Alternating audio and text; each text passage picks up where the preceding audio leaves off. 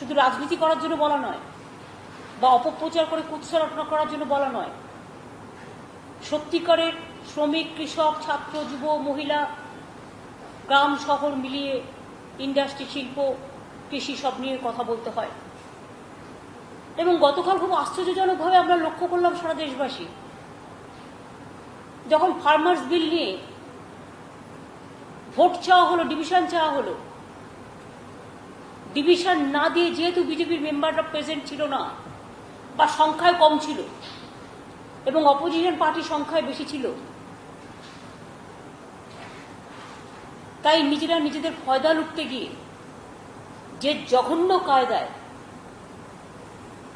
নিয়ম হচ্ছে, সংবিধান কোনো বিল পাশ করতে গেলে যদি কেউ ডিভিশন চায়, ডিভিশন দিতে বাধ্য। এটাই আমাদের সংবিধানের নিয়ম এবং এটাই আমাদের আইন, এটা আমাদের পার্লামেন্টের আইন, রুলস বুকও তাই বলে।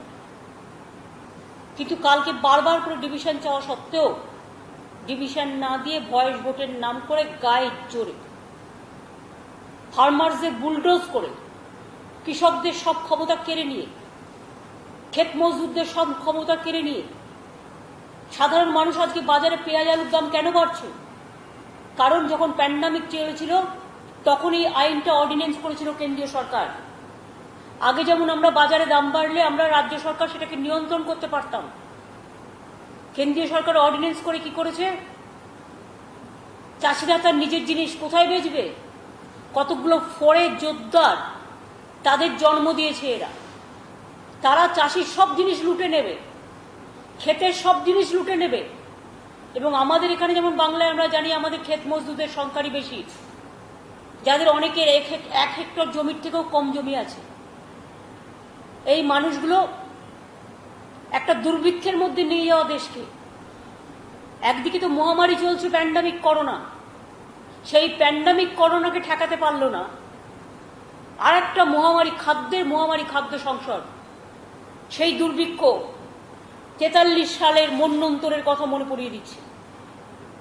এবং এই দুর্ভিক্ষ নিয়ে আসার জন্য কেন্দ্রীয় সরকার দায়ী। তারা রাজ্যের সব ক্ষমতা কেড়ে নিয়ে প্রত্যেকটা ক্ষেত্রে, যেহেতু কিছু মেজরিটি আছে, মেজরিটি সব দলেরই আছে সব জায়গায়, স্বাধীনতার পরেও অনেক দল চলেছে, অনেক সরকার চলেছে, মেজরিটি নিয়েই চলেছে। মেজরিটি থাকা বলে এটা নয় যে গায়ের জোরে আমি যা ইচ্ছে তাই করব, দেশটাকে বিক্রি করে দেবো, দেশটাকে লুটে নেব, গণতন্ত্রকে হত্যা করব, ফেডারেল স্ট্রাকচারকে বুলডোজ করব। সুতরাং আমি মনে করি যা ঘটেছে কাল, নিন্দা তো অবশ্যই। আমি শুনেছি তারা ডেরেক ডোলা সহ আরো 8 জন এমপিকে সাসপেন্ড করেই ক্ষান্ত হয়নি, নিন্দা প্রস্তাব দিয়েছে। আরে জনগণের কাজ করতে গেলে বিজেপি পার্টিকে নিন্দা প্রস্তাব নিলে তাতে আমাদের কোনো যায় আসে না। আমরা মনে করি ফার্মারদের জন্য তৃণমূল, কংগ্রেস সহ অন্যান্য পার্টিরা, অপোজিশন পার্টিরা ইউনাইটেড হয়ে যা করেছে ঠিক করেছে, এর জন্য আমরা গর্ববোধ করি। তাতে বিজেপি কাকে নিন্দা করলে আমাদের কোনো যায় আসে না। আজ সারা দেশের মানুষ তাদের ছিচি বলছে।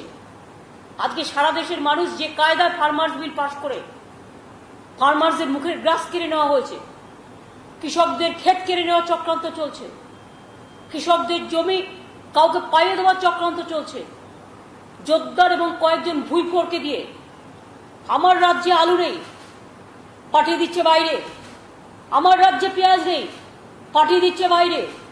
আগে আমরা কন্ট্রোল করতাম যে রাজ্যে আলুটা থাকবে, আমরা কখনো কখনো চাষিরা যখন বিক্রি করতে পারতো না আমরা সাবসিডি দিতাম, আমরা এমনকি ট্রাকের ভাড়া দিয়েও বাইরে পাঠাতাম বিক্রি করতে, ট্রেনেও আমরা বগি বুক করে দিতাম, সারাক্ষণ আমরা এটা মনিটরিং করতাম। আজকে রাজ্যের সব ক্ষমতা কেড়ে নিয়ে, কৃষকদের সব ক্ষমতা কেড়ে নিয়ে, গরিব ক্ষেত মজদুরদের সব ক্ষমতা কেড়ে নিয়ে কয়েকটা ভুইফোর যোদ্ধাদের হাতে সমস্ত জমির মালিকানা দিয়ে দেওয়া হচ্ছে। মালিকানা মানে তাদের ক্ষমতা দিয়ে দেওয়া হচ্ছে। এর ফলে মনে রাখবেন সারা ভারতবর্ষের খুব দুর্দিন। এত বড় মহামারী আসছে আগামী দিন, ঘরে যদি আলু না থাকে, আলু ছিল এসেন্সিয়াল কমোডিটিস, কেন বাদ দেওয়া হলো? কার ইন্টারেস্টে? পেঁয়াজ ছিল এসেন্সিয়াল কমোডিটিস, কেন বাদ দেওয়া হলো? কার ইন্টারেস্টে? এই ধরনের অনেক জিনিস ছিল, সেগুলোকে সমস্ত বাদ দেওয়া হলো কার স্বার্থে? এবং কৃষকদের স্বার্থে। মানে এবং সবচেয়ে বড় কথা হচ্ছে যে এর ফলে ভাগ চাষি বলুন, ক্ষেত মজদুর বলুন, চাষিরা বলুন, ন্যূনতম মূল্য নিশ্চিত করতে পারবে না। গরিবী চাষিরা অভাবে বিক্রি করে দেবে, কেউ আত্মহত্যা করবে, কেউ না খেতে পেয়ে মারা যাবে। একদিকে করোনা, আরেকদিকে বিজেপির এই বুলডোজ করা বিল, মরো না, অর্থাৎ তুমি না খেতে পেয়ে মরো, সর্বনাশ করে দিচ্ছে দেশে। আমরা মনে করি এর জন্য সারা ভারতবর্ষ জুড়ে যত পলিটিক্যাল পার্টি যে যেখানে আছে তার মতো তারা আন্দোলন গড়ে তুলুন। বিজেপি এক কথায় সোশ্যাল নেটওয়ার্কে একতরফা মিথ্যে প্রচার করে, কিছু চ্যানেলকে ভয় দেখিয়ে একতরফা মিথ্যে প্রচার করে, মিডিয়াতে সঠিক সত্য মানুষকে জানতে দেয় না, এবং গায়ের জোরে মিথ্যেকে সত্য, সত্যকে মিথ্যে, এইভাবে চলছে কয়েক বছর ধরে। মানুষ দেখতে পাচ্ছে, কিছু হলেই এমন একটা মিথ্যে কথা বলে লোককে বলবে, তখন দেশাত্মবোধকের প্রশ্ন তুলবে। দেশাত্মবোধকে আমরা সকলে ভালোবাসি, আর দেশাত্মবোধের জায়গায় আমরা জন্মেছি, মনে রাখবেন। দেশাত্মবোধের জায়গা রবীন্দ্রনাথ, নজরুল, নেতাজি সুভাষচন্দ্র বসু, গান্ধীজি থেকে শুরু করে মাতঙ্গিনী হাজরা, বিনয় বাদল দীনেশ, রাজা রামমোহন রায়, ঈশ্বরচন্দ্র বিদ্যাসাগর, স্বামী বিবেকানন্দ, রামকৃষ্ণ পরমহংসদেব। আমরা কিন্তু মনে রাখবেন সামাজিক জাগরণ, সংস্কৃতির জাগরণের মাটিতে জন্মগ্রহণ করেছি। আমরা বিজেপির জ্ঞান নিতে চাই না। ফার্মার্স বিল যে কায়দায় পাশ করা হয়েছে, আমি এখনো মনে করি, বিজেপিকে বলি ছি বিজেপি ছি। বিজেপি হচ্ছে দেশের লজ্জা। বিজেপি লজ্জা, লজ্জা কৃষকদের, এইভাবে কৃষকদের ক্ষমতা কেড়ে নেওয়ার জন্য, রাজ্য সরকারগুলোকে সর্বনাশ করবার জন্য, সব ক্ষমতা কেড়ে নেওয়ার জন্য। কেন সব ক্ষমতা বিজেপি গ্রহণ করবে? কেন? তারাও ইলেক্টেড, রাজ্য সরকারও ইলেক্টেড। আস্তে আস্তে দেখছি সব ক্ষমতা কেড়ে নিচ্ছে, ঘরে বসে একজন রাজ করবে। তাহলে আর হিটলারের কথাটা আমরা কেন বলি? হিটলারি কায়দায় দেশ চলছে, টোটাল ফ্যাসিজম কায়দায় দেশ চলছে। কেউ প্রতিবাদ করতে গেলে তাকে দাঙ্গায় জড়িয়ে দেওয়া হচ্ছে। যোগেন্দ্র যাদবদের মতো মানুষকেও, এমনকি সীতারাম ইয়েচুরি, তার সাথে আবার পলিটিক্যাল ডিফারেন্স থাকতেই পারে, চার্জশিটে তাদের নামও দেওয়া হয়েছে। যদি কেউ সত্যি অন্যায় করে তার নাম চার্জশিটে দিলে আমার কোনো আপত্তি থাকবে না। তো সেখানে যারা দাঙ্গা করেছিল তার নাম নেই কেন? যেটা সবাই দেখেছিলেন আপনারা। বিজেপির রাজ্যগুলোতে গিয়ে দেখুন, তাকান, যারা বাংলায় থাকে তারা বুঝবেন না। ত্রিপুরায় কোনো মানুষ যদি কথা বলে, বাইরে থেকে লোক নিয়ে এসে পিটিয়ে তাদের সরিয়ে দেওয়া হয়। টিচাররা একটা আন্দোলন করতে গিয়েছিলেন, তাই করেছিলেন। এরকম অনেক জায়গায় অনেক কর্মীরা আন্দোলন করেছিলেন, এটাই করেছিলেন। আসামে ওদের অত্যাচার আপনারা দেখেছেন, কর্ণাটকাতেও দেখেছেন, গুজরাটেও দেখেছেন, উত্তরপ্রদেশেও দেখেছেন, দিল্লিতেও দেখেছেন। কোথায় দেখেননি? আর আজকে সব রাজনৈতিক দলগুলো এক হয়েছে একটা ইস্যুতে, কৃষক ইস্যুতে, আগামী দিন শ্রমিক ইস্যুতেও সব রাজনৈতিক দলগুলো এক হবে। কি করে একটা সরকার বলে, আগে যে আইনটা ছিল 50 জন থাকলে সেখানে কোনো কিছু প্রয়োজন ছিল না, আর এখন একটা নিয়ম করেছে, একটা বিল নিয়ে এসছে লেবার লজ, বলছে 300 জনের মতো লোক থাকলেও কেন্দ্রীয় সরকারের সংখ্যাটা বাড়িয়ে 300 করতে চায়। কেন? 300 জন থাকলে ডিটেন্স করতে পারবে, ছাঁটাই করতে পারবে যখন ইচ্ছা। তো ম্যাক্সিমাম ইন্ডাস্ট্রি তো স্মল স্কেল ইন্ডাস্ট্রি। ম্যাক্সিমাম ইন্ডাস্ট্রিতে তো আজকাল তো এমনিতেই মেশিনের জন্য সংখ্যা কমে গেছে, সব জায়গা থেকে রিট্রেঞ্চ হয়ে যাচ্ছে প্রায়। এমনিতেও প্যান্ডামিকের এতে রিট্রেঞ্চমেন্টের সংখ্যা খুব বেশি। এটা একটা বড় বজ্রাঘাত। 300 কর্মীর যেখানে কেন্দ্রীয় সরকার, আগে এটা 100 জন করার কথা বলা ছিল, পশ্চিমবঙ্গের ক্ষেত্রে সংখ্যাটা ছিল 50, দেশের ক্ষেত্রে ছিল 100। এটাকে বাড়িয়ে বলা হচ্ছে 300 জনের মতো যেখানে আছে সেখানে সরকার ইচ্ছে মতো তাদের ছাঁটাই করে দিতে পারবে, কোনো আইন কানুন কোনো কিছু কাজ করবে না। What is this? শ্রমিকদের ওপর বজ্রাঘাত আর কৃষকদের ওপর প্রত্যাঘাত। পাপমোচন করার ক্ষমতা নেই, সাপমোচনের কথা বলতে এসছে।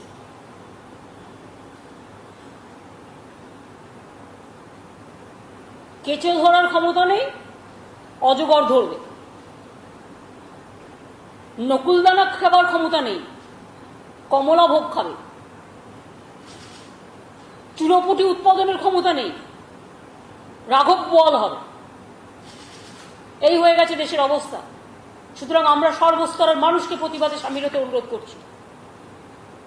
তৃণমূল মহিলা কংগ্রেসও কালকে চন্দ্রিমার নেতৃত্বে, যেহেতু অল্প এখন অ্যালাউ আছে তাই নিয়ে, বিজেপি তো রোজই মিছিল মিটিং করে, আপনারা জানেন, করোনা বাড়ায়, কারো কথা শোনে না।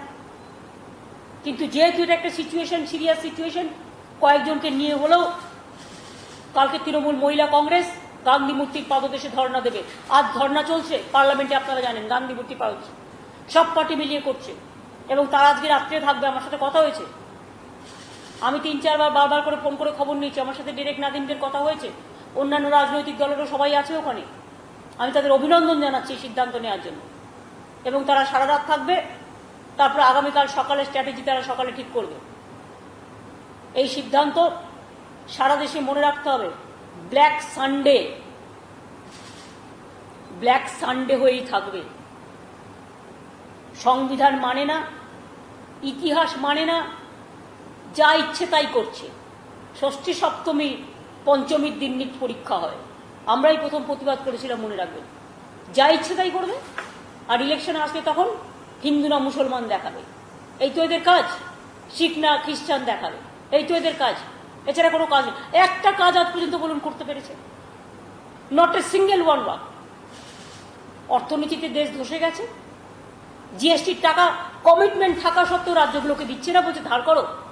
তুমি ধার করো, দিয়ে যাও। রাজ্য কেন ধার করবে? রিজার্ভ ব্যাংক দিয়ে দাও রাজ্যগুলোকে। তুমি রাজ্য থেকে টাকা তুলে নিয়ে যাচ্ছ, সেই টাকা থেকে আমরা একটা ভাগ পাই।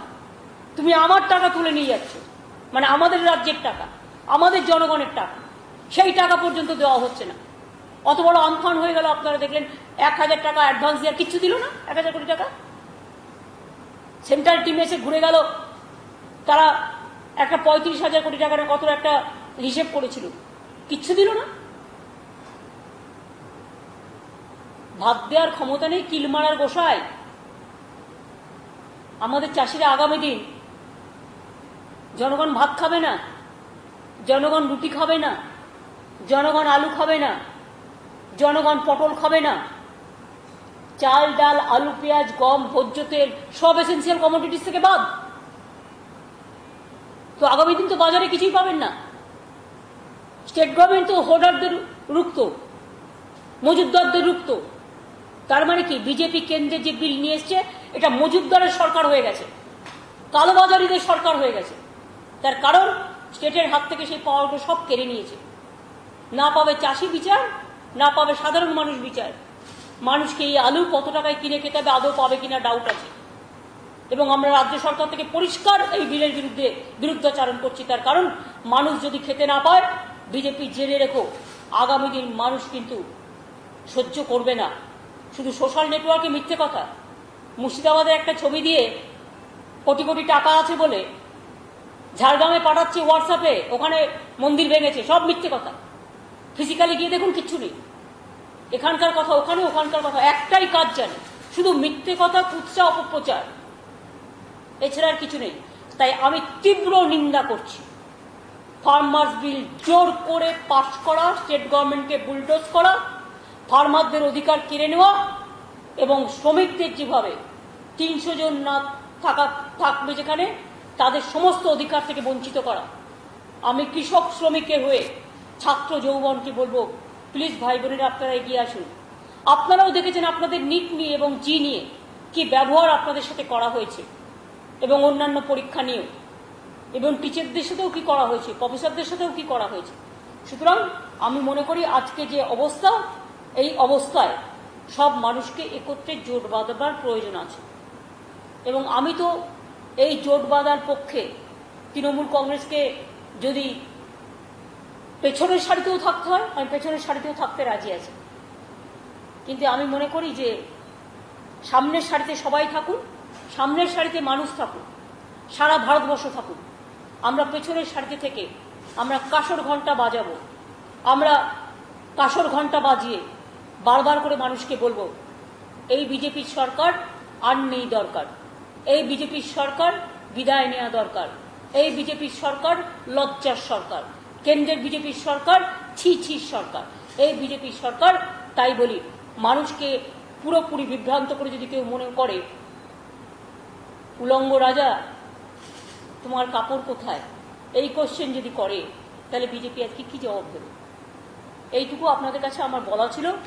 গণহত্যা হয়েছে সংবিধানের গণ আদালতে। হাল চাষ করবার ক্ষমতা নেই, কৃষকের হাল ফেরাবেন। কি করেছেন কৃষকদের জন্য যে হাল ফেরাবেন?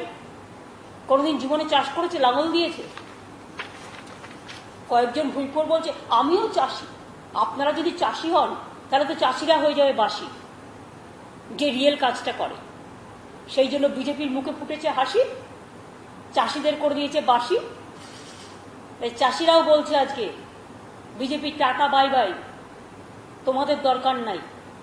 এই কথাগুলো বলে যে আন্দোলন দিল্লিতে আজকে পার্লামেন্টে চলছে, আমরা টোটালি আমাদের পার্টির পক্ষ থেকে অন্যান্য সব পার্টির সাথে সবাইকে সলিডারিটি জানাচ্ছি এবং জানিয়ে যাব। এবং আমাদের আন্দোলনও কন্টিনিউয়াস কাল থেকে শুরু হচ্ছে। কাল করবে মহিলারা, পরশুদিন করবে ছাত্ররা, তারপরের দিন করবে আমাদের ক্ষেত মজদুর কিষাণ সংগঠন। এইভাবে আমরা আন্দোলনটাকে করে যাব এবং সারা দেশে সব লোককেই বলবো এই আন্দোলনটা করবার জন্য। আশা করি আমি আপনাদের আমার বক্তব্যটা ক্লিয়ার করতে পেরেছি।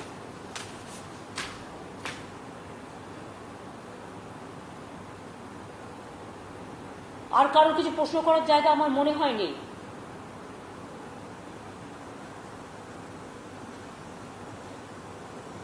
কারো কি কিছু বলার আছে? একটা দুটো। বাংলায় আমি সবটাই বলে দিয়েছি, আমার মনে হয় কিছু বাকি নেই। বাংলার লোকই লড়ছে, বাংলা সারা ভারতবর্ষকে নিয়ে লড়ছে এবং লড়বে। বাংলা সবসময় পথ দেখায়। আর কি বলুন?